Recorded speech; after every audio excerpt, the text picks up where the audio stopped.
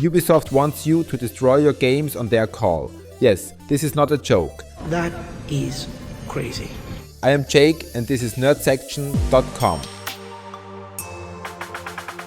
So let's get into the full mess. Ubisoft, the same company behind franchises like Assassin's Creed and Far Cry, recently updated their EULA to include a clause so wild it had the internet doing double takes. The company now states that if they decide to revoke your game license for literally any reason, you're legally obligated to not just stop playing the game, but to fully uninstall it and destroy all copies you own. And yes, this includes physical discs. Let that sink in. Not just digital games, which we've already been conditioned to think of as licensed, but physical games too. That little plastic case on your shelf, it means nothing. According to Ubisoft, if they pull the plug on a title, they expect you to manually nuke your copy from existence. We've reached the part of the simulation where publishers are effectively telling gamers to torch their own libraries on command. Now, Ubisoft didn't shout this from the rooftops. They didn't announce it during a live stream or drop it in a flashy PR package. They did it the usual way, sneaking it into the fine print where most people wouldn't notice unless a lawyer or an outraged Redditor pointed it out. And that's exactly what happened. Word started to spread across forums and YouTube breakdowns, and soon the backlash ignited.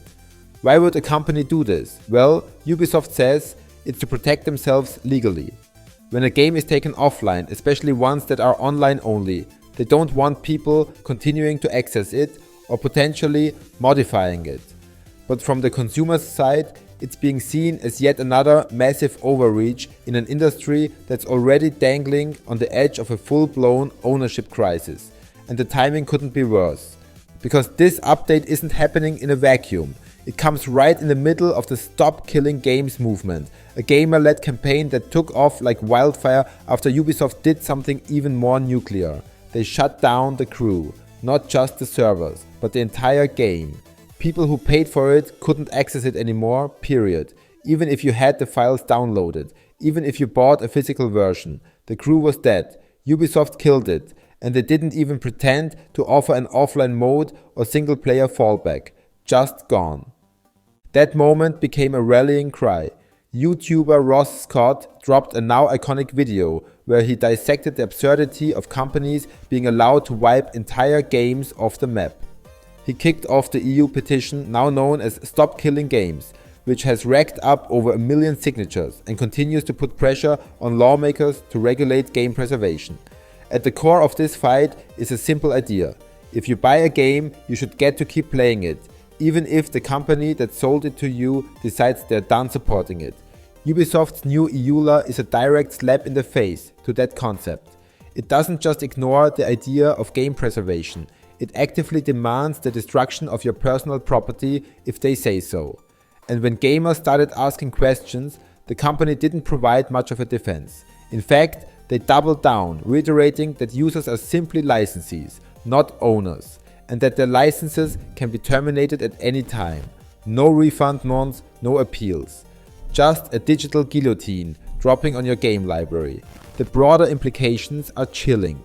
If other publishers follow suit, we could enter a new phase of gaming where even your physical collection is subject to erasure.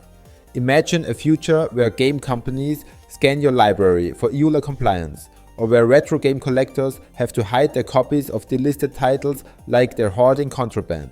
Sounds extreme?